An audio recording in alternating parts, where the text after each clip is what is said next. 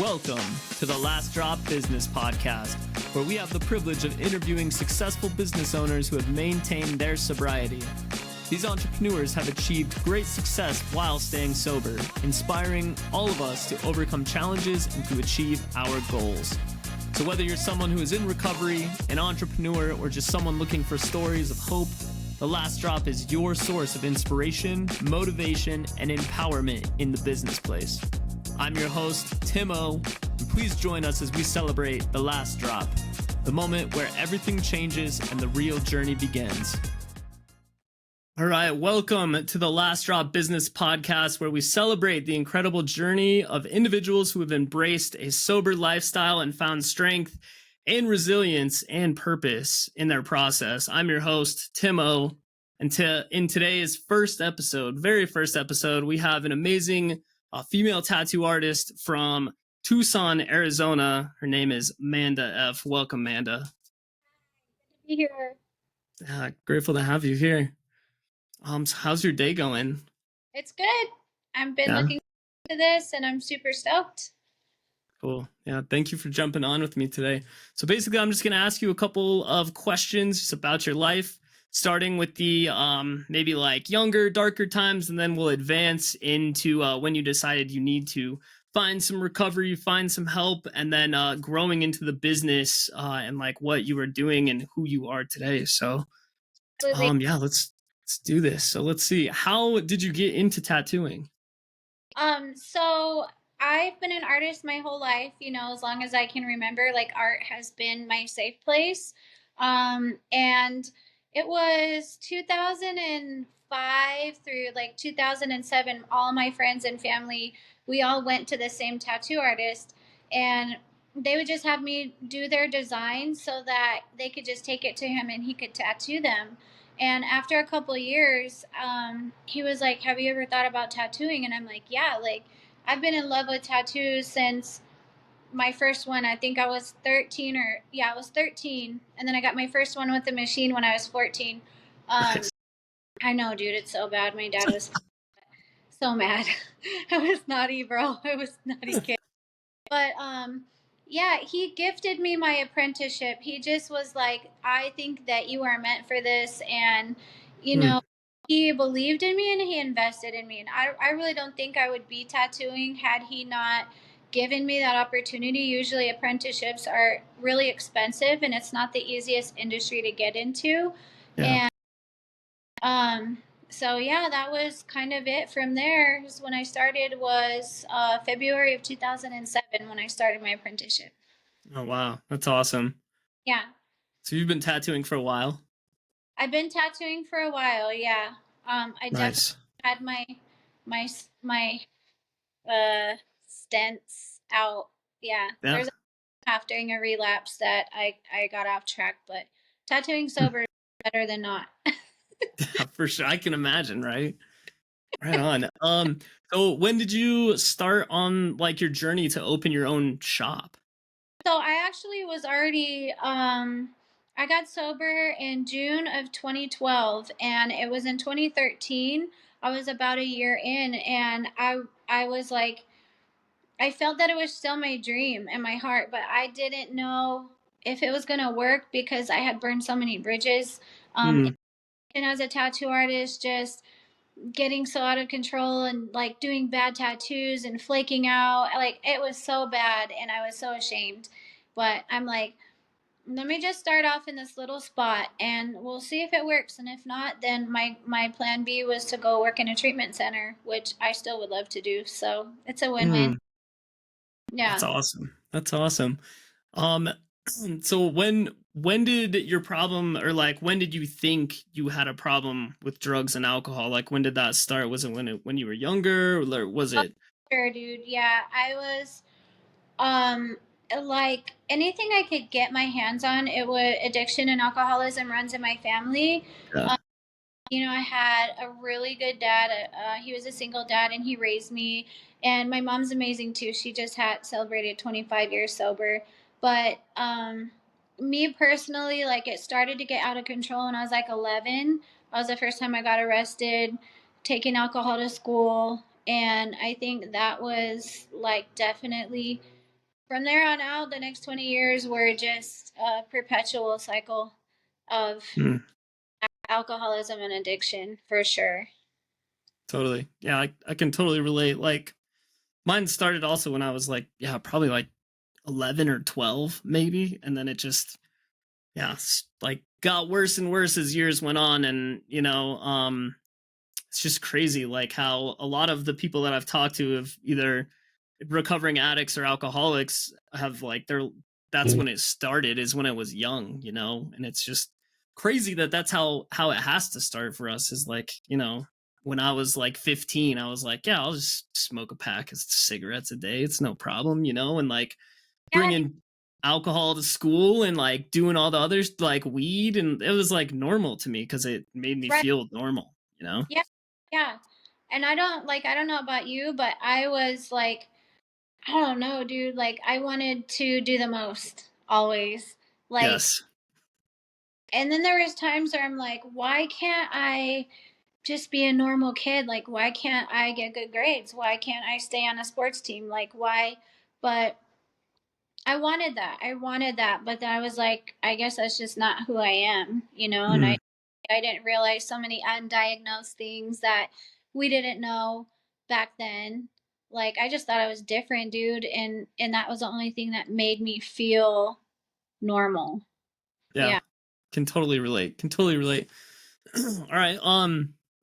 So kind of related to that, like what was your number one like failure or mistake that has happened like when you were starting to get into tattooing and into business? So, for sure, well, when I started my own business, or in general, like tattooing in general, I was sober from Yeah. meth, but I was still drinking. But I was Yeah. actually like, oh, I go to work and I pay my bills and I'm a good mom. So I would always tell people I was in recovery and I was sober, even though I was like getting trashed and getting in fights and going to the bar and going to work hungover.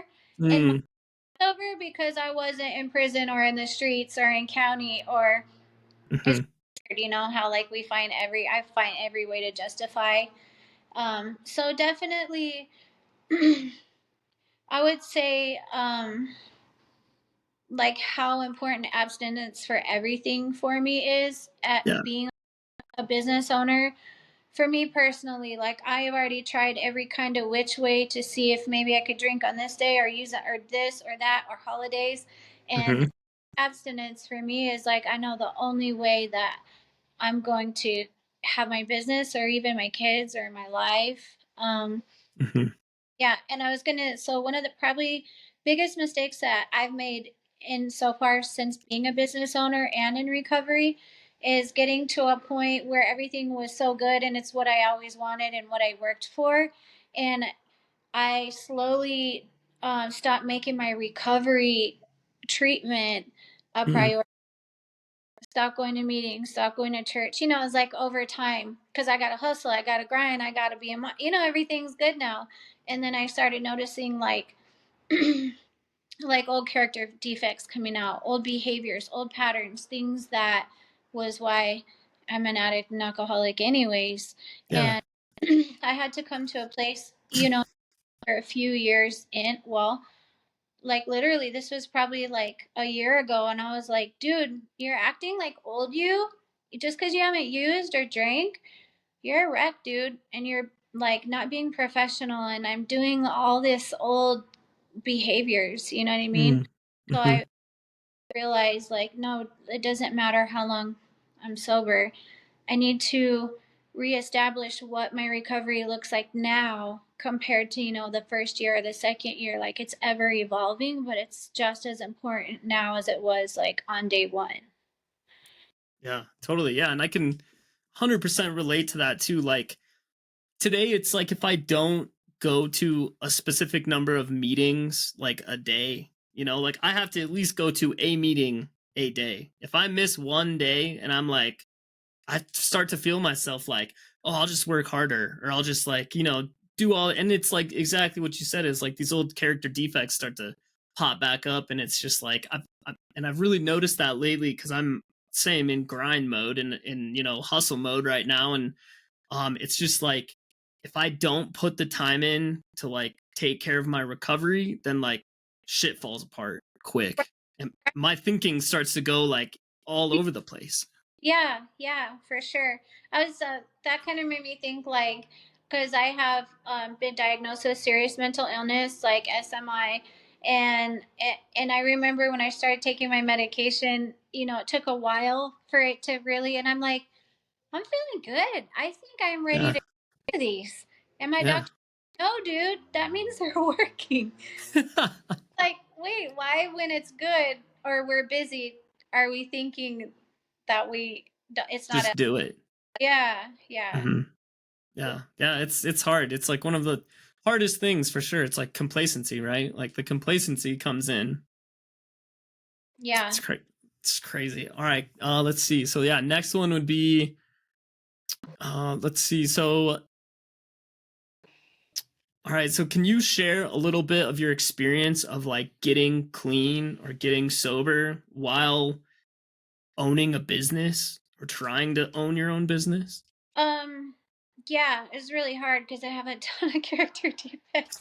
And I was learning how I've been growing up as a human in the same amount of time that I've been owning a business.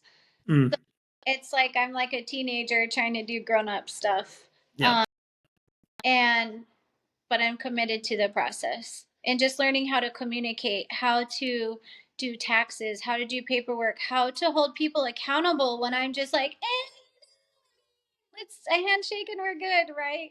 Like, like those things, right? You know what I mean? Yeah. Um, is that business requires formality, and I'm Mm, like, like let's hug it out type of person, and it's like learning those things and maturing. Yeah. hmm. Yeah. Yeah, definitely. Yeah, it's so hard to like, and it's crazy because like as addicts, like I can tell you that I have a lot of like perseverance, and I'm like, dude, I'm just gonna like figure this shit out no matter what it takes. I'll figure it out. And it's like it's hard when it comes to other people because I'm the same way. That's part of my like disease of addiction is I'm a people pleaser. So like if someone is like, oh yeah, I'll help you out in this way, and then it's 3 weeks later and I'm like, yo, are you gonna help me with this, like, and it's like I try really hard not to get a resentment towards them, and like I don't have any employees, but like I what is it like having employees? It's that. Yeah, for sure. I've probably learned more. I just had my 9-year shop anniversary in 2023, and I would say this last year has been my most growing. I never did contracts up until now. It's not the way that I was taught, and it's not. I was taught by like old school artists, Mm, and I've just this last year having to implement contracts and have these discussions because I'm so like I know I wouldn't do this to you, so you won't do it to me. Which and that sounds prideful because in my addiction I did all the things to all the people. Um, mm-hmm, but that's not fair to them. That's not fair to mm, them exactly what their expectations are.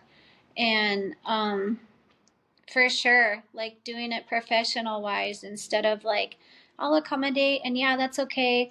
And okay. And then everyone's like, you're so nice. And then it's like, yeah, you start getting a resentment because you don't know how to communicate those boundaries.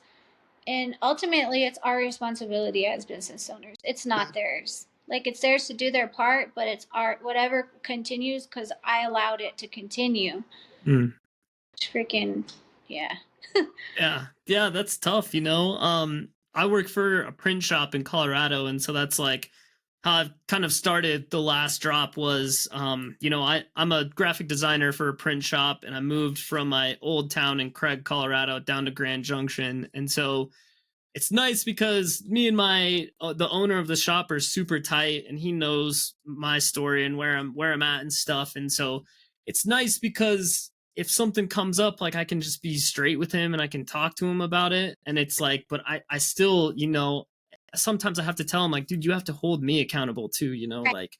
Yeah. And it's like I don't want to try and be doing, not paying my invoices and shit. And like I don't want to like not be sneaking under the table and being like, let me just wait another 6 months before I pay this. And it's like Yeah. you're doing the justice of helping me out by like just printing stuff for me and making sure that stuff is quality for me. But, I also don't want to be the person that's like, yeah, let me like use this person because I used a lot of people in my active addiction and I thought I was getting away with it. And now it's like I go through my, fourth step and my ninth step and I'm just like, dude, what? Like I need to make some amends to some of those people.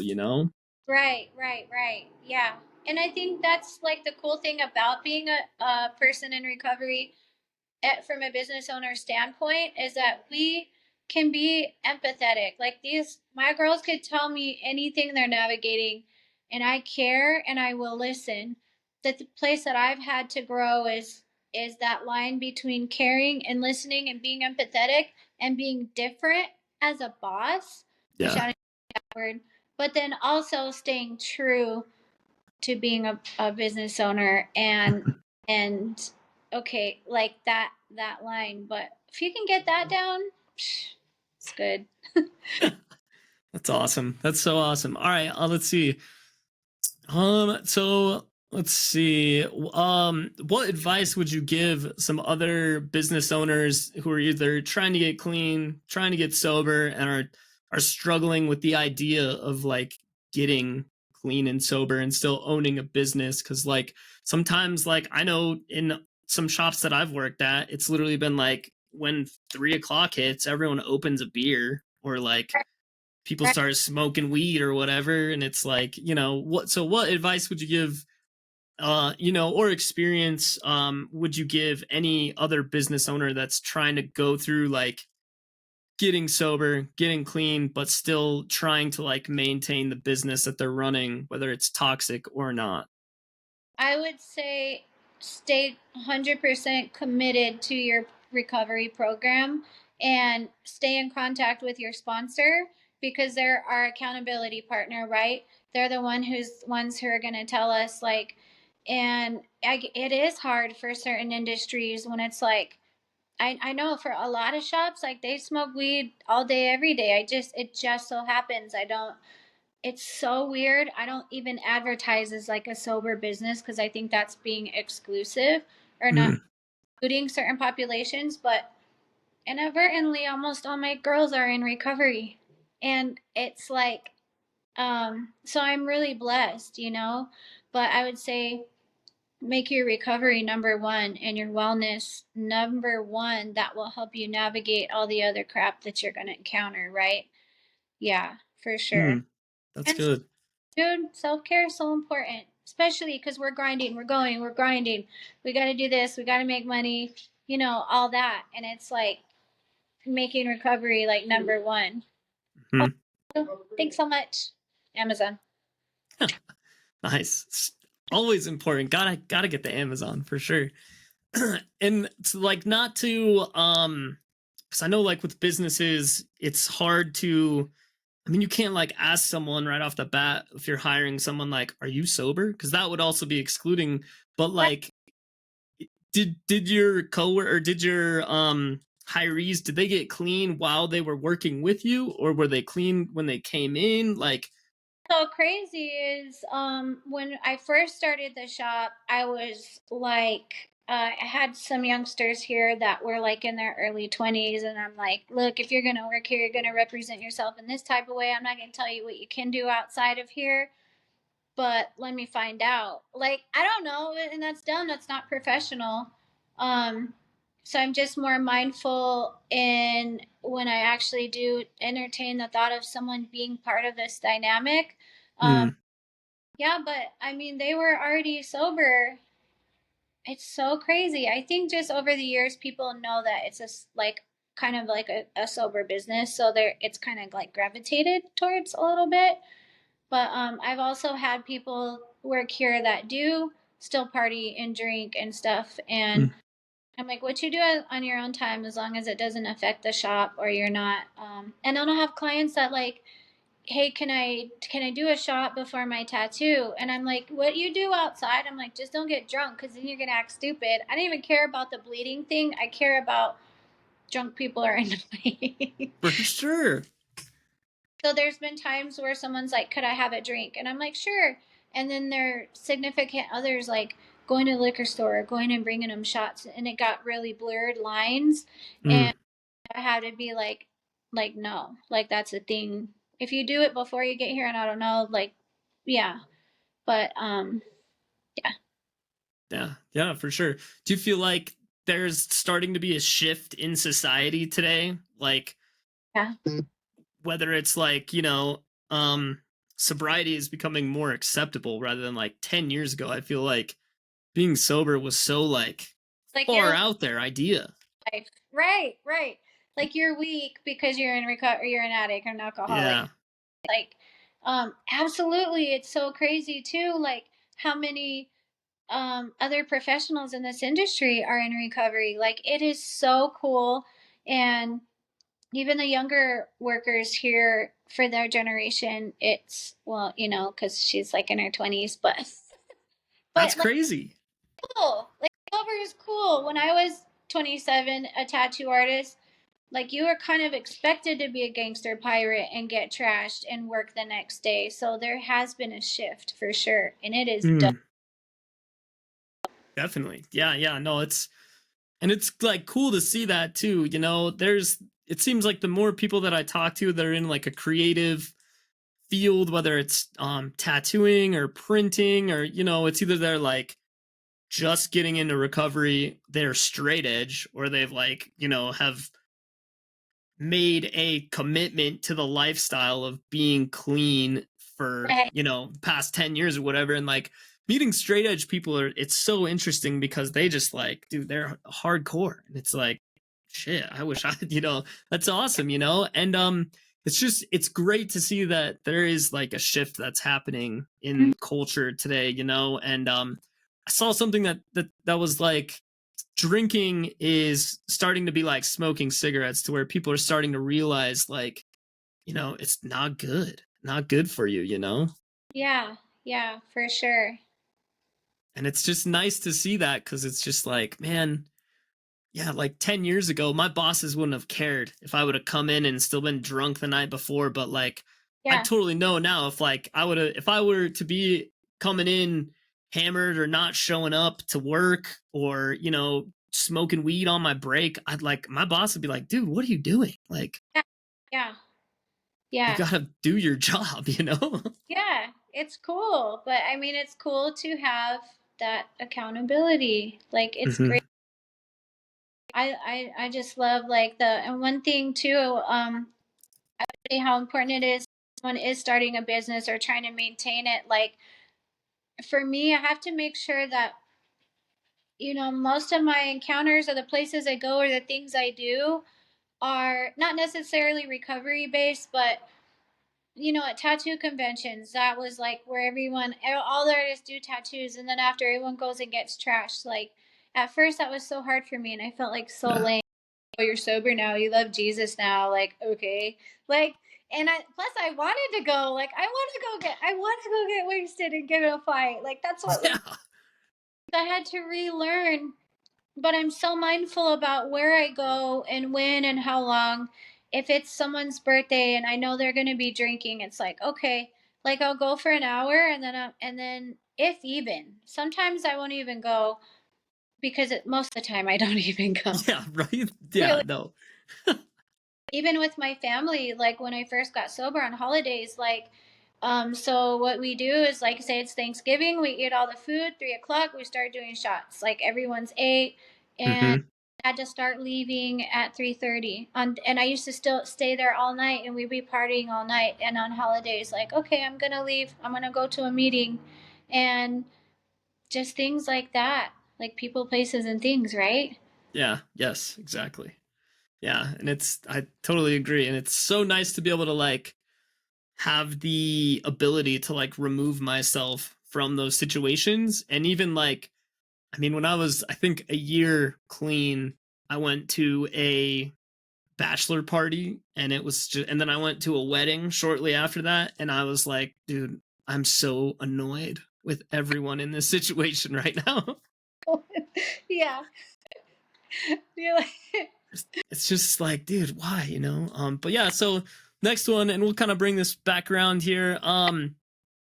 So like what do you do to manage stress today instead of like drinking or using? What do you do to manage stress as a business owner? I definitely go to meetings. I'm pretty open. I have kind of like a weekly check-in with the people that work here. Even if it's like, where's your head at? How you doing? How am I doing? They're kind of my accountability partners because they know me and I know them, and we have an understanding. Like things that are like, I watch a lot of Mel Robbins. She helps me. I have like pretty gnarly ADD and I can't take like the stimulant medication. So I've had to learn how to be a freaking grown up without that. And Hmm. I find so much support on like YouTube, Instagram, like just recovery pages. Yeah. I use a lot of that because it's not like I can be hiring a life coach and going to this place to get this training. It's like everything's right here at our, at our Yeah. disposal for free. Like, Yeah. ah, It's so crazy, and it's I'm grateful for that too, is that there's this community on social media and on YouTube and like on the internet, and I feel like it's just growing all the time of like people who are clean and sober and people who are trying to help other people. And it's like that's why I started the last drop. That's why I started this business, is to try and like create a little bit of a conversation through like a t-shirt graphic. Someone asks you like, what is that shirt all about? It's like, I'm in recovery and this is, yeah, my story, or X, Y, and Z. And it's yeah, like, it's great to see that there's all these people coming together, trying to just like help other people, because like, and it's like, yeah, there are people who are trying to like get money and be life coaches and sober coaches, and it's like, to each their own. If you have that talent where you can like talk to people and help them, get clean, get sober through your wisdom or whatever it is, like, good for you, man. And it's kind of why I'm doing this podcast too, is part of like an amends, is to just like give back, to continue to give back to society what I've been given so freely. Because like, dude, yeah, I couldn't do this without anyone else, and I feel like if I would have been in early recovery, or like trying to figure out how to get clean, how to get sober, and if I would have seen just like a couple of these videos or a couple of these, Instagram or YouTube pages, I would have been like, maybe I can do this, mm, maybe I have a shot at enjoying life sober, trying to take the steps that I need to do to get sober, so yeah, super grateful for that, for sure. yeah. I love it too. That's why I I don't even know how we found each other, but I saw the logo and I was like, that's dope. Like, I get it. It said the last drop and it had that. And I was like, I felt it in my heart, dude. Like, that's what's up. Like, it's up to us, like, to support each other and to empower and to grow. And one thing I learned in going to school for social work is like the importance of networking within our community all across the everywhere as far as we can take it. You know what I mean? Say you get Yeah. it, I get an email from someone who's in Denver, or an Instagram, oh, I saw you're sober, da da da. It's like I have someone here to connect you with, or there, or I know this person who knows this person who might be able to give you support where you're at. Like, it's cool, dude. Mhm. I'm Yeah. cool for you for like being brave to do your vision, like for real. Thank you. I appreciate that. And like, right back at you too, like all the times that I've gotten ink from any of the people that I've gotten tattoos from, it's literally just been like, I remember my first tattoo. I think the dude who did it was like, we went and took a smoke break and like he got lit. And it was like, Yeah, and it's just like anyone who is in your industry who's doing it sober, it's like, I would much rather go to someone who like has their like yeah, thinking straight and can like cut some good lines, and like get some good lines on the skin, because I gotta like have this forever. And it's like I've got shitty tattoos for sure, and I'm gonna have them forever, and I want to have them and wear them. And it's just like, but I would yeah, much rather today be like, yo, you align with my values, I like your art, I want to get some ink from you, so anyone in your space, I have to commend for being sober clean. yeah, yeah. Thank you. I love it. Mhm.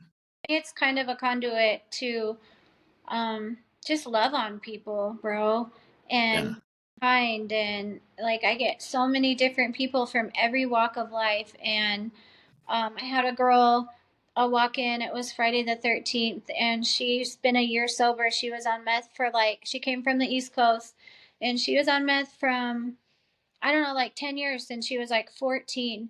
And I met her, and like I'm hugging her and I'm crying, and I'm like, I'm so proud of you, because it was, she came from, her whole family, the community she came from, it's like, you know, a disease in that whole community.